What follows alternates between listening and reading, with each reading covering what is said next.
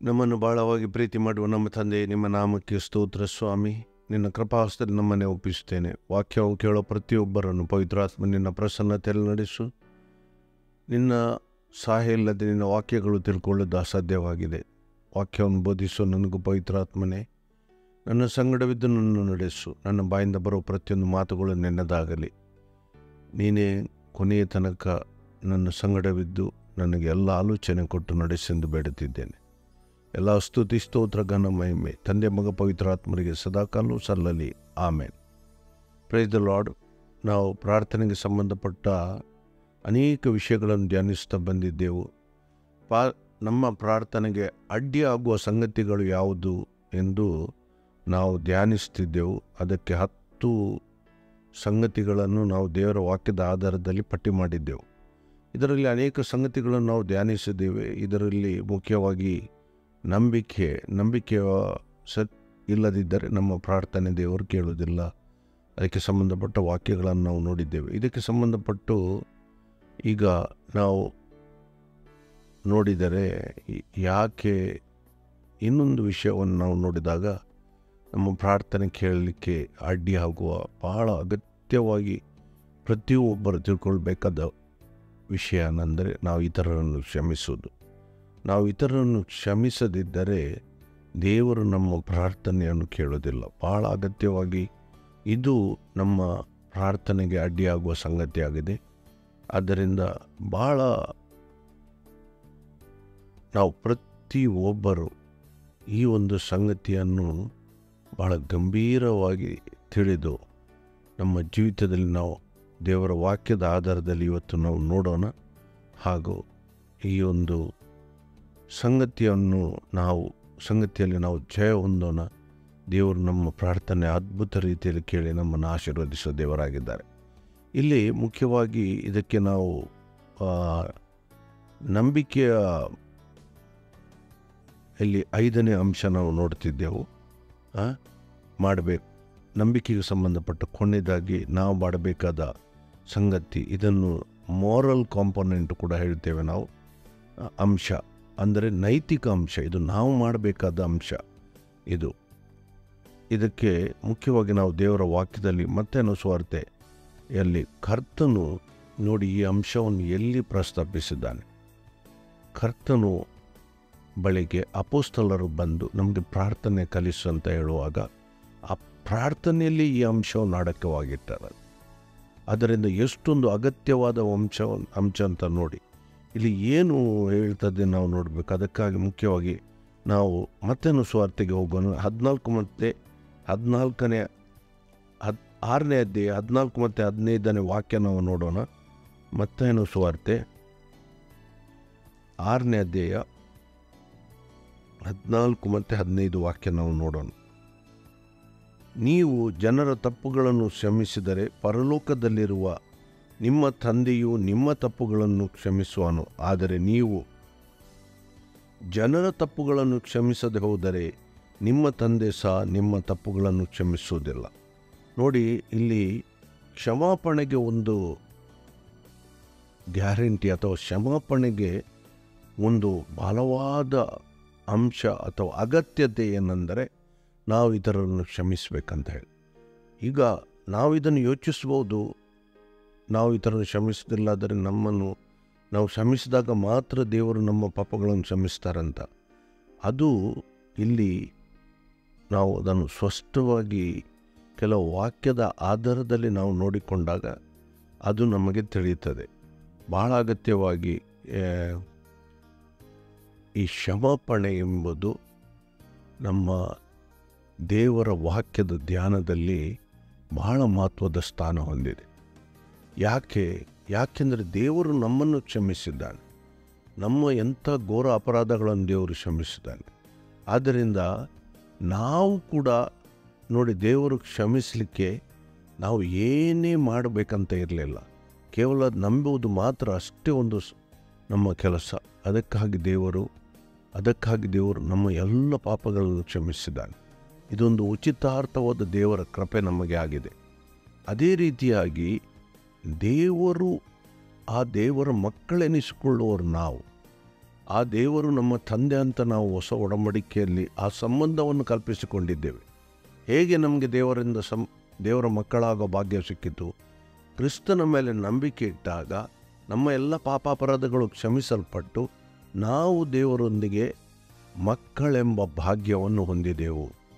ಆಗ ನಾವು ದೇವರಿಗೆ ಅಪ್ಪ ಅಂತ ಕರೆಯುವ ಆ ಭಾಗ್ಯವನ್ನು ಹೊಂದಿದೆವು. ಇಲ್ಲಿ ಮುಖ್ಯವಾಗಿ ಅದಕ್ಕೆ ಕಾರಣ ಏನೆಂದರೆ ದೇವರು ನಮ್ಮ ಪಾಪಗಳನ್ನು ಕ್ಷಮಿಸಿದನು. ಆದ್ದರಿಂದ ಇಂಥ ಒಂದು ಅದ್ಭುತ ಒಂದು ಸಂಬಂಧ ದೇವರು ನಮ್ಮನ್ನು ಕಲ್ಪಿಸಿಕೊಟ್ಟಿದ್ದಾರೆ. ಅದಕ್ಕೆ ದೇವರು ಏನು ನಮ್ಮ ಹತ್ರ ತಗೊಳ್ಳಿಲ್ಲ, ಉಚಿತಾರ್ಥವಾಗಿ ದೇವರು ನಮ್ಮ ಮೇಲೆ ತನ್ನ ಕೃಪೆಯನ್ನು ಸುರಿಸಿದ್ದಾನೆ. ಅದೇ ರೀತಿಯಾಗಿ ಈಗ ನಾವು ಅದೇ ದೇವರ ಮಕ್ಕಳೆನಿಸಿಕೊಳ್ಳುವವರು ನಾವು ಕೂಡ ಅದೇ ಹಂತದಲ್ಲಿ ಇತರರನ್ನು ಕ್ಷಮಿಸುವವರಾಗಬೇಕು. ಅದು ಬಹಳ ಮುಖ್ಯವಾಗಿ ಇಲ್ಲಿ ದೇವರ ವಾಕ್ಯದಲ್ಲಿ ನಾವು ಅದನ್ನು ತಿಳ್ಕೊಳ್ಬೇಕಾದ ಸಂಗತಿ, ತಾತ್ಪರ್ಯ. ಇದಕ್ಕೆ ಸಂಬಂಧಪಟ್ಟು ಯೇಸು ಅನೇಕ ಸ್ಥಳಗಳಲ್ಲಿ ಇದನ್ನು ಮಾತಾಡಿದ್ದಾನೆ. ಇದಕ್ಕೆ ಬಹಳ ಮುಖ್ಯವಾಗಿ ನಾವು ಇವತ್ತು ಒಂದು ಸಾಮ್ಯದ ರೂಪದಲ್ಲಿ ಮಾತಾಡಿದ್ದು ಯೇಸು. ಆ ಸಾಮ್ಯದವನ್ನು ನಾವು ಸ್ವಲ್ಪ ನೋಡೋಣ. ಮತ್ತಾಯನ ಸುವಾರ್ತೆಗೆ ನಾವು ಹೋಗೋಣ. 18ನೇ ಅಧ್ಯಾಯ 21ರಿಂದ 35 ತನಕ ನಾವು ನೋಡೋಣ. ಮತ್ತಾಯನ ಸುವಾರ್ತೆ 18ನೇ ಅಧ್ಯಾಯ, ಮತ್ತಾಯನ ಸುವಾರ್ತೆ 18ನೇ ಅಧ್ಯಾಯ 21ರಿಂದ ನೋಡೋಣ ನಾವು 35 ತನಕ. ಆಗ ಪೇತ್ರನು ಆತನ ಬಳಿಗೆ ಬಂದು, ಸ್ವಾಮಿ, ನನ್ನ ಸಹೋದರನು ನನಗೆ ತಪ್ಪು ಮಾಡುತ್ತಾ ಬಂದರೆ ನಾನು ಎಷ್ಟು ಸಾರಿ ಅವನಿಗೆ ಕ್ಷಮಿಸಬೇಕು? 7 ಸಾರಿಯೋ ಎಂದು ಹೇಳಲು ಯೇಸು ಅವನಿಗೆ, 7 ಸಾರಿ ಎಂದಲ್ಲ, 70 ಸಾರಿ, 70 ಸಾರಿ ಎಂದು ನಿನಗೆ ಹೇಳುತ್ತೇನೆ ಅಂತ ಹೇಳಿದರು. ನೋಡಿ, ಇಲ್ಲಿ ಪೇತ್ರನು ಬಂದು ಯೇಸು ಹತ್ರ ಕೇಳ್ತಾನೆ, ನಾವು ಎಷ್ಟು ಸಾರಿ ನನ್ನ ತಮ್ಮ ಅಥವಾ ಯಾರನ್ನು ಇಲ್ಲಿ ಪ್ರಸ್ತಾಪಿಸಿದಾಗಿದೆ ತಮ್ಮ, ಅಂದರೆ ನಾವು ಕ್ರಿಸ್ತನಲ್ಲಿ ಎಲ್ಲರೂ ಅಣ್ಣ ತಮ್ಮಂದಿರಾಗಿದೆ. ಅದಕ್ಕಾಗಿ ಪೇತ್ರನಿಲ್ಲಿ ಏನು ಹೇಳ್ತಾನೆ, ಎಷ್ಟು ಸಾರಿ ನಾವು ಕ್ಷಮಿಸಬೇಕು? ಯಾಕೆಂದರೆ ಅವನು ಮನುಷ್ಯ ಸ್ವಭಾವದಲ್ಲಿ ಇಲ್ಲಿದ್ದವು. ನಾವು ಎಷ್ಟು ಸಾರಿ ಕ್ಷಮಿಸಿದರೆ ಅವರು ಮತ್ತೆ ಮತ್ತೆ ಅದೇ ತಪ್ಪುಗಳನ್ನು ಮಾಡ್ತಾರೆ. ಇದೆಲ್ಲ ನಮ್ಮಲ್ಲಿ ಬರುವ ಆಲೋಚನೆಗಳಾಗಬೇಕು. ಆದರೆ ಇದಕ್ಕೆ ಯಾವುದಕ್ಕೂ ಕೂಡ ನಮ್ಮ ಕ್ಷಮಾಪಣೆಯಲ್ಲಿ ಯಾವುದೇ ಸಂಗತಿಗಳು ಅಡೆತಡೆ ಇಲ್ಲ. ಏನು ಈ 70 ಸಾರಿ ಅಂದರೆ ಲೆಕ್ಕ ಮಾಡಲಿಕ್ಕೆ ಸಾಧ್ಯ ಇಲ್ಲದಷ್ಟು ಸಾರಿ ಕ್ಷಮಿಸಬೇಕಂತ ಹೇಳಿ ಯೇಸು ಇಲ್ಲಿ ಹೇಳ್ತಾನೆ. ಅಂದರೆ ನಾವು ಅದಕ್ಕೆ ಅವನೊಂದು ಸಾಮ್ಯ ರೂಪವಾಗಿ ಯೇಸು ಒಂದು ಸಾಮ್ಯ ರೂಪವಾಗಿ ಅವರಿಗೆ ಹೇಳ್ತಾನೆ. ಅದನ್ನು ನಾವು ನೋಡೋಣ ಮುಂದಕ್ಕೆ. ಯೇಸು ಅವನಿಗೆ 70 ತನ್ನ ಸೇವಕರಿಂದ, ಆದ್ದರಿಂದ ಪರಲೋಕ ರಾಜ್ಯವು ತನ್ನ ಸೇವಕರಿಂದ ಲೆಕ್ಕವನ್ನು ತೆಗೆದುಕೊಳ್ಳಬೇಕೆಂದಿದ್ದ ಒಬ್ಬ ಅರಸನಿಗೆ ಹೋಲಿಕೆಯಾಗಿದೆ. ಅವನು ಲೆಕ್ಕ ತೆಗೆದುಕೊಳ್ಳುವುದಕ್ಕೆ ಪ್ರಾರಂಭ ಮಾಡಿದಾಗ ಕೋಟ್ಯಾಂತರ ಸಾಲ ಮಾಡಿದವನೊಬ್ಬನನ್ನು ಅವನ ಬಳಿಗೆ ಹಿಡಿತಂದರು. ಆ ಸಾಲ ತೀರಿಸುವುದಕ್ಕೆ ಅವನಲ್ಲಿ ಏನೂ ಇಲ್ಲದ್ದರಿಂದ ಅವನ ಒಡೆಯನು ಅವನನ್ನು, ಅವನ ಹೆಂಡತಿ ಮಕ್ಕಳನ್ನು, ಅವರು ಅವನ ಬದುಕೆಲ್ಲವನ್ನು ಮಾರಿ ಅದನ್ನು ತೀರಿಸಬೇಕೆಂದು ಅಪ್ಪಣೆ ಮಾಡಿದನು. ಆ ಸೇವಕನು ಅವನ ಕಾಲಿಗೆ ಬಿದ್ದು ಅವನಿಗೆ, ಒಡೆಯನೇ, ಸ್ವಲ್ಪ ತಾಳಿಕೋ, ನಿನ್ನದೆಲ್ಲ ನಾನು ಕೊಟ್ಟು ತೀರಿಸುತ್ತೇನೆಂದು ನಮಸ್ಕರಿಸಲಾಗಿ ಆ ಸೇವಕನ ಒಡೆಯನು ಕನಿಕರಪಟ್ಟು ಅವನನ್ನು ಬಿಡಿಸಿ ಈ ಸಾಲವನ್ನೆಲ್ಲ ಬಿಟ್ಟುಬಿಟ್ಟನು. ತರುವಾಯ ಆ ಸೇವಕನು ಹೊರಕ್ಕೆ ಬಂದು ಆತನಿಗೆ 100 ಹಣ ಕೊಡಬೇಕಾದ ಒಬ್ಬ ಜೊತೆ ಸೇವಕನನ್ನು ಕಂಡು ಅವನನ್ನು ಹಿಡಿದು, ಎಲ್ಲ ನನ್ನ ಸಾಲ ತೀರಿಸು ಎಂದು ಹೇಳಿ ಕುತ್ತಿಗೆ ಸಿಕ್ಕಿದನು. ಆಗ ಅವನ ಜೊತೆ ಸೇವಕನು ಅವನ ಕಾಲಿಗೆ ಬಿದ್ದು, ಸ್ವಲ್ಪ ತಾಳಿಕೋ, ತೀರಿಸುತ್ತೇನೆ ಎಂದು ಬೇಡಿಕೊಂಡನು. ಆದರೆ ಅವನು ಒಪ್ಪದೆ ಹೊರಟು ಹೋಗಿ ಆ ಸಾಲ ತೀರಿಸುವ ತನಕ ಅವನನ್ನು ಸೆರೆಮನೆಯಲ್ಲಿ ಹಾಕಿದನು. ಅವನ ಜೊತೆ ಸೇವಕರು ನಡೆದ ಸಂಗತಿಯನ್ನು ನೋಡಿ ಬಹಳವಾಗಿ ದುಃಖಪಟ್ಟು ಒಡೆಯನ ಬಳಿಗೆ ಬಂದು ನಡೆದಿದ್ದದೆಲ್ಲ ತಿಳಿಸಿದರು. ಆಗ ಅವನ ಒಡೆಯನು ಅವನನ್ನು ಕರೆಯಿಸಿ, ಎಲೇ ನೀಚನೇ, ನೀನು ನನ್ನನ್ನು ಬೇಡಿಕೊಂಡದ್ದರಿಂದ ಆ ಸಾಲವನ್ನೆಲ್ಲ ನಾನು ಬಿಟ್ಟೆನಲ್ಲ. ನಾನು ನಿನ್ನನ್ನು ಕರುಣಿಸಿದ ಹಾಗೆ ನೀನು ಸಹ ನಿನ್ನ ಜೊತೆ ಸೇವಕನನ್ನು ಕರುಣಿಸಬಾರದಾಗಿತ್ತೇ ಎಂದು ಹೇಳಿ ಸಿಟ್ಟು ಮಾಡಿ ತನಗೆ ಕೊಡಬೇಕಾದ ಸಾಲವನ್ನು ತೀರಿಸುವ ತನಕ ಪೀಡಿಸುವವರ ಕೈಗೆ ಒಪ್ಪಿಸಿದನು. ನಿಮ್ಮಲ್ಲಿ ಪ್ರತಿಯೊಬ್ಬನು ತನ್ನ ಸಹೋದರನಿಗೆ ಮನಪೂರ್ವಕವಾಗಿ ಕ್ಷಮಿಸದೆ ಹೋದರೆ ಪರಲೋಕದಲ್ಲಿರುವ ನನ್ನ ತಂದೆಯೂ ನಿಮಗೆ ಹಾಗೆಯೇ ಮಾಡುವನು ಎಂದನು. ನೋಡಿ, ಇಲ್ಲಿ ಬಹಳ ಈ ಸಾಮ್ಯದ ಮೂಲಕ ಸ್ಪಷ್ಟವಾಗಿ ನಮಗೆ ಒಂದು ವಿಷಯ ನಾವು ತಿಳ್ಕೊಳ್ಬೇಕಾದ ಸಂಗತಿ. ಇದು ಬಹಳ ಕಷ್ಟ ನಮಗೆ. ಯಾಕೆಂದರೆ ನಾವು ಯಾರಿಗೆ ತೊಂದರೆ ಪಡಿಸಿದಾಗ ಕೂಡ, ಯಾರಿಗೆ ಅನ್ಯಾಯ ಮಾಡದೇ ಇದ್ದರೂ ಕೂಡ, ಎಲ್ಲರನ್ನು ನಾವು ಪ್ರೀತಿಸದೇ ಇದ್ದರೂ ಕೂಡ ನಮಗೆ ಯಾರಾದರೂ ಅನ್ಯಾಯ ಮಾಡಿದರೆ ಇದು ಕ್ಷಮಿಸಲಿಕ್ಕೆ ಬಹಳ ಕಷ್ಟಕರ. ನಾವು ಯಾರನ್ನು ಬಹಳ ಪ್ರೀತಿ ಮಾಡಿದ್ದೀವಿ ಅಥವಾ ಯಾರು ನಮ್ಮ ಹತ್ತಿರದವರಂತೆ ನೆನೆಸ್ತೇವೆ, ಅವರು ಏನಾದರೂ ನಮಗೆ ತೊಂದರೆ ಮಾಡಿದಾಗ ಅವರನ್ನು ಕ್ಷಮಿಸಲಿಕ್ಕೆ ಆಗದ ಪರಿಸ್ಥಿತಿಯಲ್ಲಿರ್ತೇವೆ. ಇದು ನಮ್ಮ ಮನುಷ್ಯ ಸ್ವಭಾವ. ಆದರೆ ಇಲ್ಲಿ ಬಹಳ ಅಗತ್ಯವಾಗಿ ನಾವು ಒಂದು ಸಂಗತಿಯನ್ನು ನಾವು ಮನಸ್ಸಿನಲ್ಲಿ ಇಟ್ಟುಕೊಳ್ಬೇಕು. ನಮ್ಮ ಪಾಪಗಳನ್ನು ದೇವರು ಕ್ಷಮಿಸಿದ ಮೇಲೆ ನಾವು ಕೂಡ ಇತರರು ನಮ್ಮ ವಿರುದ್ಧವಾಗಿ ಮಾಡಿದ ತಪ್ಪುಗಳನ್ನು ಕ್ಷಮಿಸುವ ಹಂಗಿನಲ್ಲಿದ್ದೇವೆ.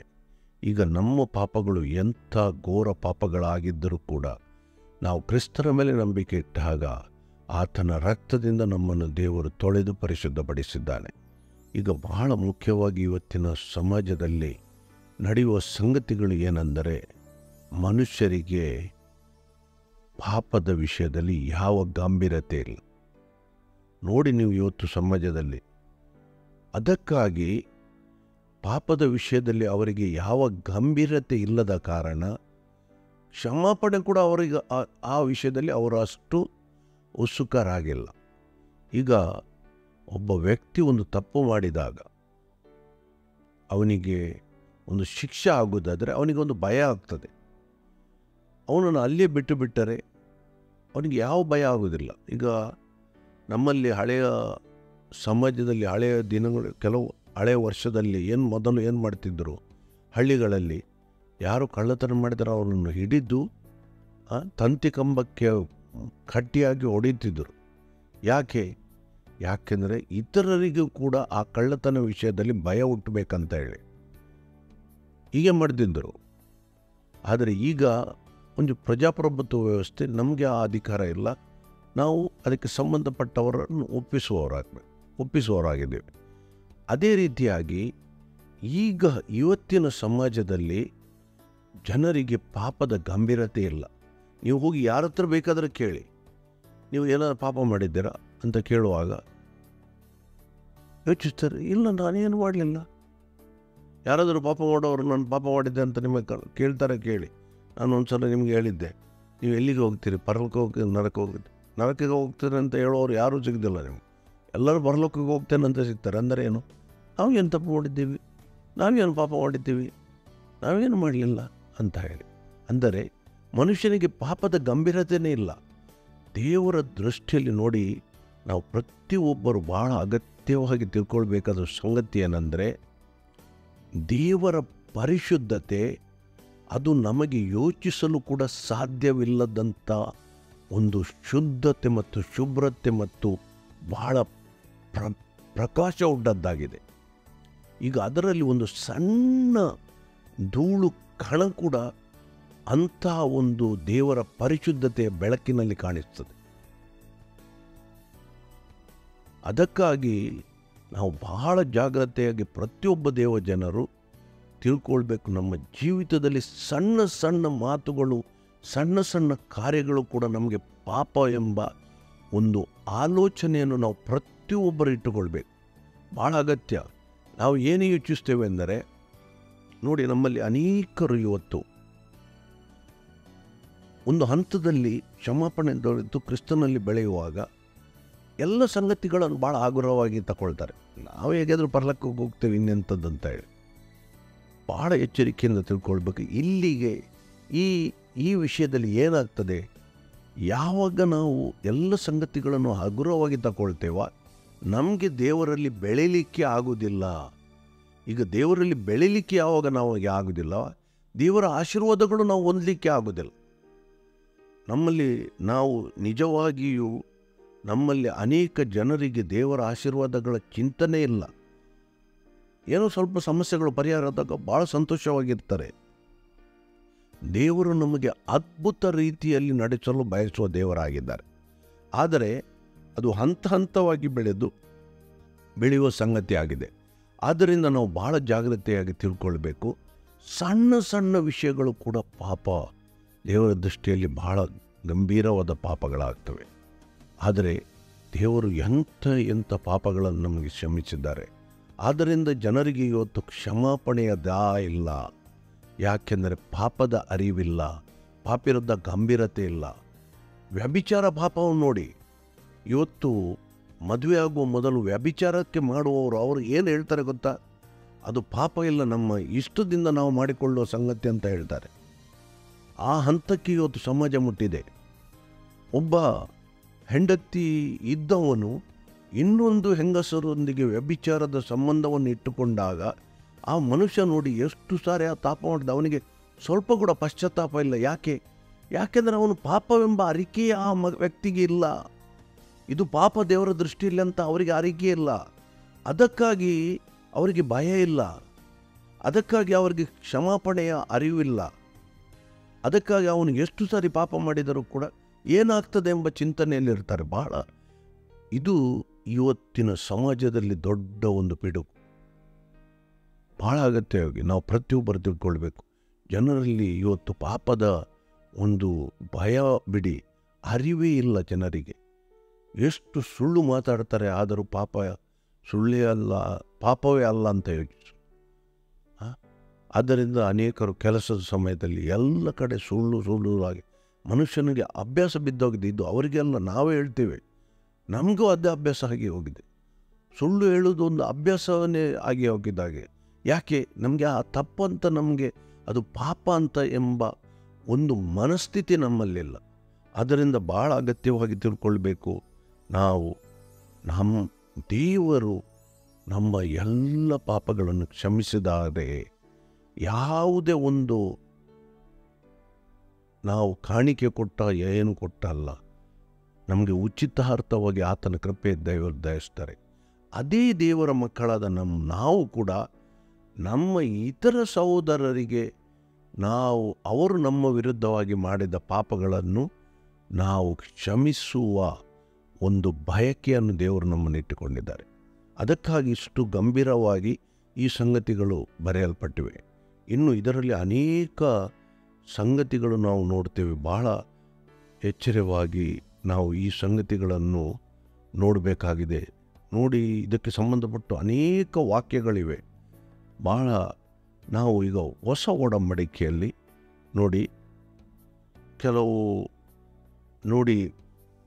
ಪತ್ರಿಕೆಯಲ್ಲಿ ಕೆಲವು 2 ಉದಾಹರಣೆಗಳನ್ನು ನೋಡೋಣ ಕ್ಷಮಿಸುವ ವಿಷಯದಲ್ಲಿ. ಮೊದಲು ಎಫೆಸದವರಿಗೆ ಬರೆದ ಪತ್ರಿಕೆಗೆ ಹೋಗೋಣ. ಎಫೆಸದವರಿಗೆ ಬರೆದ ಪತ್ರಿಕೆ 4ನೇ ಅಧ್ಯಾಯ 32ನೇ ವಾಕ್ಯ ನಾವು ನೋಡೋಣ. ನೋಡಿ, ಅಲ್ಲಿ ಪೌಲನು ಏನು ಹೇಳ್ತಾನಂತ ಕ್ಷಮಿಸುವ ವಿಷಯದಲ್ಲಿ. 4:32 ಒಬ್ಬರಿಗೊಬ್ಬರು ಉಪಕಾರಿಗಳಾಗಿಯೂ ಕರುಣೆಯುಳ್ಳವರಾಗಿಯೂ ಕ್ಷಮಿಸುವವರಾಗಿಯೂ. ನೋಡಿ, ಸಕಲ ವಿಧವಾದ ದುಷ್ಟತನವನ್ನು ನಿಮ್ಮಿಂದ ದೂರ ಮಾಡಿ ಒಬ್ಬರಿಗೊಬ್ಬರು ಉಪಕಾರಿಗಳಾಗಿಯೂ ಕರುಣೆಯುಳ್ಳವರಾಗಿಯೂ ಕ್ಷಮಿಸುವವರಾಗಿರಿ. ನಾವು ಕ್ಷಮಿಸುವವರಾಗಬೇಕು, ಕರುಣೆ ತೋರಿಸುವವರಾಗಬೇಕು, ಉಪಕಾರಿಗಳಾಗಬೇಕಂತ ದೇವರ ವಾಕ್ಯದಲ್ಲಿ ಇಲ್ಲಿ ಪೌಲನು ಎಫೆಸ ಸಭೆಯವರಿಗೆ ಹೇಳ್ತಾನೆ. ಕ್ಷಮಿಸುವವರು ಬಹಳ ಅಗತ್ಯವಾಗಿ. ನೋಡಿ, ಅವನು ಮತ್ತೆ ಅಲ್ಲಿ ಕೊಲೊಸ್ಸೆ ಸಭೆಯಲ್ಲಿ ಇನ್ನೊಂದು ಅಲ್ಲಿ ಕೂಡ ಅದೇ ವಿಷಯಗಳನ್ನು ಪ್ರಸ್ತಾಪಿಸ್ತಾನೆ. ನೋಡಿ, ಅದು ಕೊಲೊಸ್ಸೆದವರಿಗೆ ಬರೆದವರಿಗೆ ನೋಡಿ 3ನೇ ಅಧ್ಯಾಯ 13ನೇ ವಾಕ್ಯ ನೋಡಿ. ಮತ್ತೊಬ್ಬನ ಮೇಲೆ ತಪ್ಪು ಹೊರಿಸುವುದಕ್ಕೆ ಕಾರಣವಿದ್ದರೂ ತಪ್ಪು ಹೊರಿಸದೆ ಒಬ್ಬರಿಗೊಬ್ಬರು ಸೇರಿಸಿಕೊಂಡಿರಿ, ಕ್ಷಮಿಸಿರಿ. ಕರ್ತನು ನಿಮ್ಮನ್ನು ಕ್ಷಮಿಸಿದಂತೆಯೇ ನೀವೂ ಕ್ಷಮಿಸಿರಿ.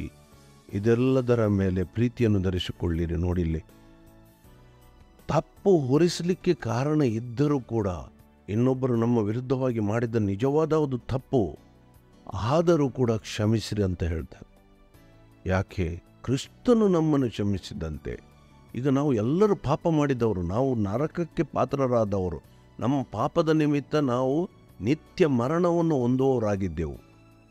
ಇಂಥ ಒಂದು ಪರಿಸ್ಥಿತಿಯಲ್ಲಿ ದೇವರು ನಮ್ಮ ಪಾಪಗಳನ್ನು ಕ್ಷಮಿಸಿದ್ದಾನೆ, ಆದರೆ ನಾವು ಇತರರ ತಪ್ಪುಗಳನ್ನು ಕ್ಷಮಿಸುವವರಾಗಬೇಕು. ಇಲ್ಲಿ ಅದನ್ನು ನಾವು ಓದುವಾಗ ಅರ್ಥ ಮಾಡಿಕೊಳ್ಳುವುದು ನಮ್ಮ ಪಾಪಗಳ ಕ್ಷಮಾಪಣೆ ನಾವು ಇತರರನ್ನು ಕ್ಷಮಿಸಿದ ಹಂತದಲ್ಲಿ ಆಗ್ತದಂತ. ಹಾಗೆ ಅಲ್ಲ. ದೇವರು ನಮ್ಮನ್ನು ಕ್ಷಮಿಸಿದ್ದು ಯೇಸು ಕ್ರಿಸ್ತನ ಮೂಲಕ, ನಾವು ಇತರರನ್ನು ಕ್ಷಮಿಸಿದ ಮೂಲಕ ಅಲ್ಲ. ಆದರೆ ದೇವರು ನಮ್ಮ ಎಲ್ಲ ಪಾಪಗಳನ್ನು ಕ್ಷಮಿಸಿದ್ದರಿಂದ ನಾವು ಕೂಡ ಅದೇ ಹಂತದಲ್ಲಿ ಇತರರಿಗೆ ಕ್ಷಮಿಸುವವರಾಗಬೇಕು. ಇದು ದೇವರ, ತನ್ನ ಮಕ್ಕಳಲ್ಲಿರುವ ದೇವರ ಇಚ್ಛೆ ಆಗಿದೆ, ನಾವು ಕ್ಷಮಿಸೋರಾಗಬೇಕು. ಅದಕ್ಕಾಗಿ ಕ್ಷಮಾಪಣೆ ವಿಷಯದಲ್ಲಿ ಬಹಳ ಅಷ್ಟು ಗಂಭೀರವಾಗಿ ಯೇಸು ಕ್ರಿಸ್ತನು ಈ ಸಂಗತಿಗಳನ್ನು ಅನೇಕ ಕಡೆ ನಾವು ಮಾರ್ಕನ ಸುವಾರ್ತೆಯಲ್ಲಿ ನೋಡ್ತೀವಿ, ಲೂಕನ ಸುವಾರ್ತೆಯಲ್ಲಿ, ಎಲ್ಲ ಯೋಹಾನನ ಸುವಾರ್ತೆಯಲ್ಲಿ ಕೂಡ ಈ ಸಂಗತಿಗಳು ಪ್ರಸ್ತಾಪಿಸಲ್ಪಟ್ಟಿವೆ. ನೋಡಿ, ನಾವು ಅಪೊಸ್ತಲ ಕೃತ್ಯಕ್ಕೆ ಹೋಗೋಣ.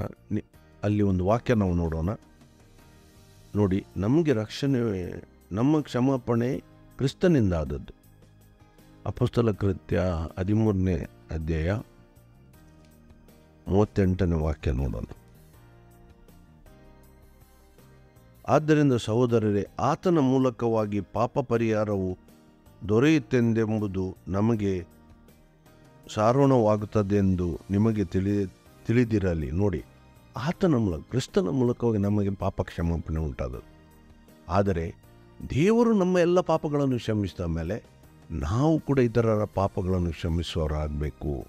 ಅದೇ ಹಂತದಲ್ಲಿ ನಾವು ಕ್ಷಮಿಸಬೇಕು. ಅದು ಈ ವಾಕ್ಯಗಳ ಮುಖ್ಯ ತಾತ್ಪರ್ಯ ಆಗಿದೆ. ಇನ್ನೂ ಬಹಳ ಅಗತ್ಯವಾಗಿ ಪ್ರತಿಯೊಬ್ಬರು ತಿಳ್ಕೊಳ್ಬೇಕು, ಯಾಕೆ ಕ್ಷಮಾಪಣೆ ಅಷ್ಟು ಅಗತ್ಯ ನಮ್ಮ ಆತ್ಮಿಕ ಜೀವಿತದಲ್ಲಿ, ನಮ್ಮ ಆತ್ಮಿಕ ಬೆಳವಣಿಗೆಯಲ್ಲಿ ನಾವು ನೋಡೋಣ. ಯಾಕೆ ನೋಡಿ, ಯೋಹಾನನು ಬರೆದ ಮೊದಲನೇ ಪತ್ರಿಕೆಗೆ ಹೋಗೋಣ. 2ನೇ ಅಧ್ಯಾಯ 11ನೇ ವಾಕ್ಯ ನೋಡಿ. ಅಲ್ಲಿ ಯೋಹಾನನು ಬರೆದ ಮೊದಲನೇ ಪತ್ರಿಕೆ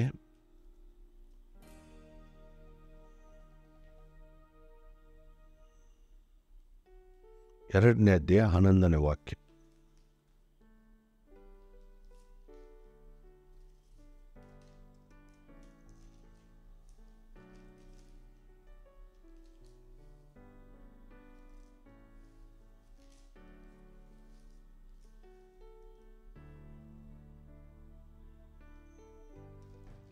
ತನ್ನ ಸಹೋದರನನ್ನು ದ್ವೇಷಿಸುವವನು ಕತ್ತಲೆಯಲ್ಲಿದ್ದಾನೆ, ಕತ್ತಲೆಯಲ್ಲಿ ನಡೆದುಕೊಳ್ಳುತ್ತಾನೆ. ಕತ್ತಲೆಯು ಅವನ ಕಣ್ಣುಗಳನ್ನು ಕಾಣದ ಹಾಗೆ ಮಾಡಿದ್ದರಿಂದ ತಾನು ಎಲ್ಲಿಗೆ ಹೋಗುತ್ತಾನೆಂದು ಅವನಿಗೆ ತಿಳಿಯದು. ನೋಡಿ, ಅಲ್ಲಿ ಮೇಲೆ ಸ್ವಲ್ಪ ನೋಡಿ,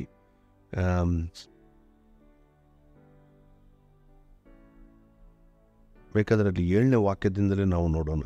ಇದನ್ನು ಸ್ಪಷ್ಟವಾಗಿ ಆತ್ಮಿಕ ಕತ್ತಲೆ ವಿಷಯದಲ್ಲಿ ಇಲ್ಲಿ ಯೋಹಾನನು ಪ್ರಸ್ತಾಪಿಸಿದ. ಪ್ರಿಯರೇ, ನಾನು ನಿಮಗೆ ಬರೆದಿರುವುದು ಹೊಸ ಅಪ್ಪಣೆಯಲ್ಲ, ಮೊದಲಿಂದಲೂ ನಿಮಗಿರುವ ಹಳೆಯ ಒಪ್ಪಣೆಯೇ.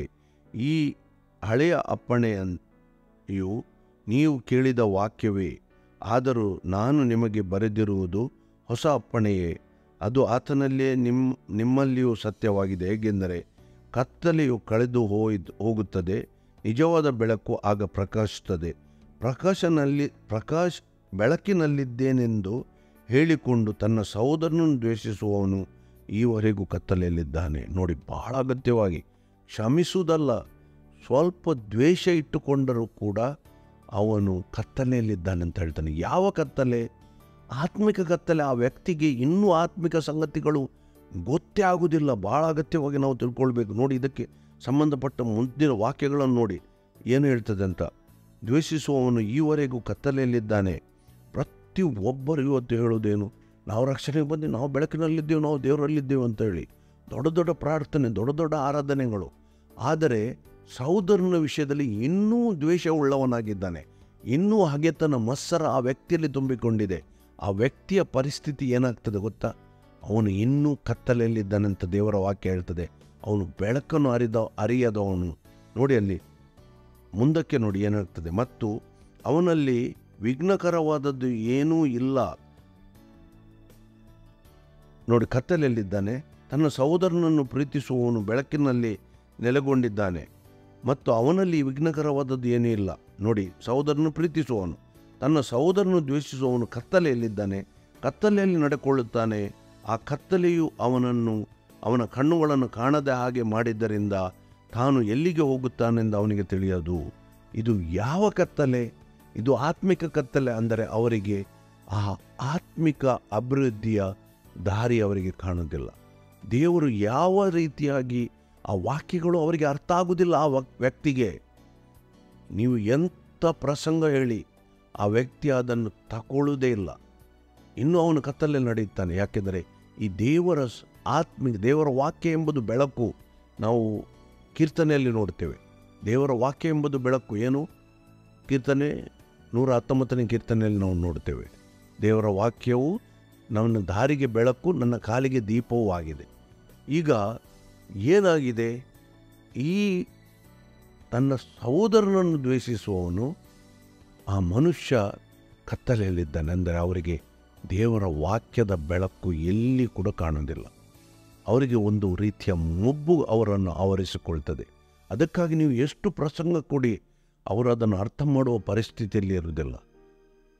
ಭಾಳ ಅಗತ್ಯವಾಗಿ ನಾವು ತಿಳ್ಕೊಳ್ಬೇಕಾದ ಸಂಗತಿ. ನೋಡಿ, ಇದಕ್ಕೆ ಸಂಬಂಧಪಟ್ಟು ಅನೇಕ ವಾಕ್ಯಗಳನ್ನು ನಾವು ನೋಡ್ಬೋದು. ಬೇಕಾದರೆ ಕೊರಿಂಥದವರಿಗೆ ಇನ್ನೊಂದು ವಾಕ್ಯ ನೋಡಿ, ಕೊರಿಂಥದವರಿಗೆ ಬರೆದ 2ನೇ ಪತ್ರಿಕೆ 4ನೇ ವಾಕ್ಯ ನೋಡಿ.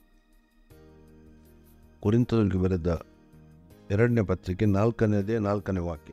ದೇವರ ಪ್ರತಿರೂಪವಾಗಿರುವ ಕ್ರಿಸ್ತನ ಪ್ರಭಾವವನ್ನು ತೋರಿಸುವ ಸುವಾರ್ತೆಯ ಪ್ರಕಾಶವು ಉದಯವಾಗಬಾರದೆಂದು ಈ ಪ್ರಪಂಚದ ದೇವರು ನಂಬಿಕೆಯಿಲ್ಲದವರ ಮನಸ್ಸನ್ನು ಮಂಕು ಮಾಡಿದ್ದಾರೆ. ನೋಡಿ, ಅಲ್ಲಿ ಬೇಕಾದರೆ 1ನೇ ವಾಕ್ಯದಿಂದ ಓದಿ, ಬಹಳ ಸ್ಪಷ್ಟವಾಗಿ ಈ ವಾಕ್ಯಗಳನ್ನು ತಿಳ್ಕೊಳ್ಳಿ.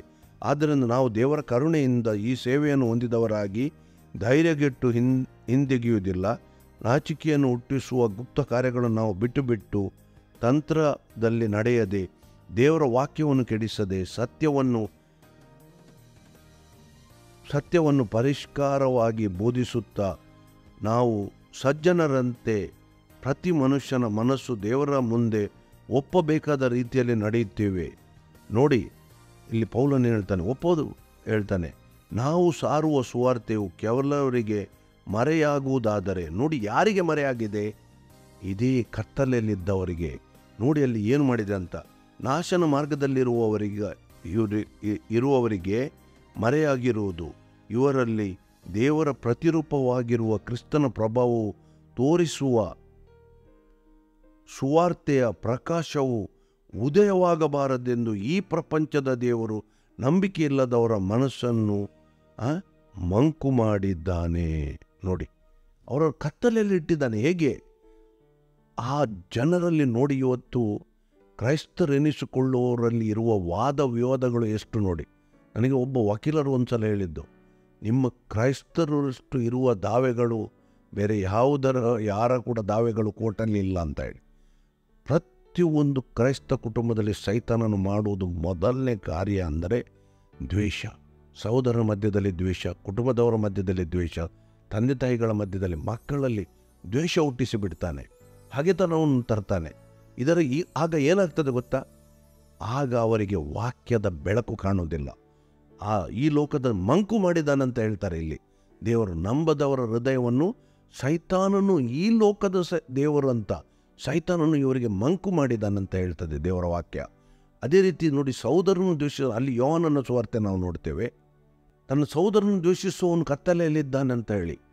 ನೋಡಿ, ದೇವರು ಪ್ರೀತಿಯಾಗಿದ್ದಾರೆ. ಅಲ್ಲಿ ನೀವು ಇನ್ನೂ ಯೋಹಾನನ ಪತ್ರಿಕೆಯಲ್ಲಿ ನೋಡಿದರೆ, ದೇವರು ಪ್ರೀತಿಯಾಗಿದ್ದಾರೆ. ಯಾರಲ್ಲಿ ಪ್ರೀತಿ ಇದೆಯೋ ಅವರಲ್ಲಿ ದೇವರು ನೆಲೆಗೊಂಡಿದ್ದಾರೆ ಅಂತ ಹೇಳಿ. ಯಾಕೆ? ದೇವರೇ ಪ್ರೀತಿಯಾಗಿದ್ದಾರೆ ಅಂತ ಹೇಳಿ. ಆದ್ದರಿಂದ ನಾವು ಬಹಳ ಎಚ್ಚರಿಕೆಯಾಗಿ ತಿಳ್ಕೊಳ್ಬೇಕು. ನಾವು ಇತರರ ವಿಷಯದಲ್ಲಿ ನಮಗಿರುವ ಮತ್ಸರ, ಹಗೆತನ, ದ್ವೇಷ ಇದನ್ನು ಎಲ್ಲ ತೆಗೆಯದೆ ನಾವು ದೇವರ ವಾಕ್ಯದ ಬೆಳಕಿನಲ್ಲಿ ನಡೆಯಲಿಕ್ಕೆ ಸಾಧ್ಯ ಇಲ್ಲ. ನಮ್ಮ ಆತ್ಮಿಕ ಅಭಿವೃದ್ಧಿ ಉಂಟಾಗಲಿಕ್ಕೆ ಸಾಧ್ಯ ಇಲ್ಲ. ಯಾವಾಗ ನಮ್ಮ ಆತ್ಮಿಕ ಅಭಿವೃದ್ಧಿ ಉಂಟಾಗೋದಿಲ್ಲ, ಆಗ ಲೌಕಿಕ ಆಶೀರ್ವಾದಗಳು ನಮಗೆ ಬರೋದಿಲ್ಲ. ಸ್ಪಷ್ಟವಾಗಿ ತಿಳ್ಕೊಳ್ಳಿ. ಇವತ್ತು ಅನೇಕ ವಿಶ್ವಾಸಿಗಳು ಇದ್ದಲ್ಲಿ ಇನ್ನೂ ಕೊಳೆಯುತ್ತಾರೆ ಅಂದರೆ ಇದು ಒಂದು ಬಹಳ ಮುಖ್ಯವಾದ ಅಂಶ.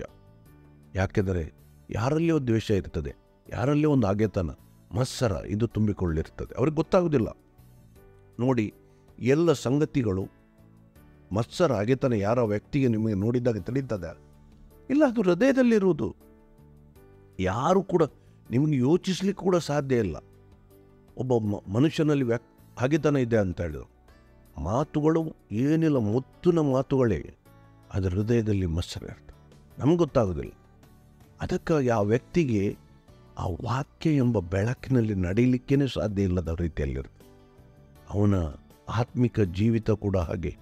ಪ್ರಾರ್ಥನೆಗೆ ಬರ್ತಾರೆ, ಪ್ರಾರ್ಥನೆ ಮಾಡ್ತಾರೆ, ವಾಕ್ಯ ಕೇಳ್ತಾರೆ, ಎಲ್ಲ ಕೇಳ್ತಾರೆ, ಆದರೆ ಅವರಲ್ಲಿ ಆತ್ಮಿಕ ಅಭಿವೃದ್ಧಿ ಶೂನ್ಯ. ಏನು ಆತ್ಮಿಕ ಅಭಿವೃದ್ಧಿ ಇಲ್ಲ. ಅದರಿಂದಾಗಿ ಲೌಕಿಕ ಅಭಿವೃದ್ಧಿ ಕೂಡ ಅವರಲ್ಲಿಲ್ಲ. ದೇವರು ಆತ್ಮಿಕ ಅಭಿವೃದ್ಧಿ ಹೊಂದಿದಾಗ ಮಾತ್ರ ನಮ್ಮನ್ನು ಆಶೀರ್ವದಿಸಲಿಕ್ಕೆ ಆಗ್ತದೆ ದೇವರಿಗೆ. ನಮ್ಮಲ್ಲಿ ಆತ್ಮಿಕ ಅಭಿವೃದ್ಧಿ ಇಲ್ಲದಿದ್ದರೆ, ಇನ್ನೂ ಕತ್ತಲಲ್ಲಿದ್ದರೆ ನಾವು ದೇವರಿಂದ ಯಾವ ಆಶೀರ್ವಾದ ಹೊಂದಲಿಕ್ಕೆ ಸಾಧ್ಯ ಆಗುತ್ತದೆ.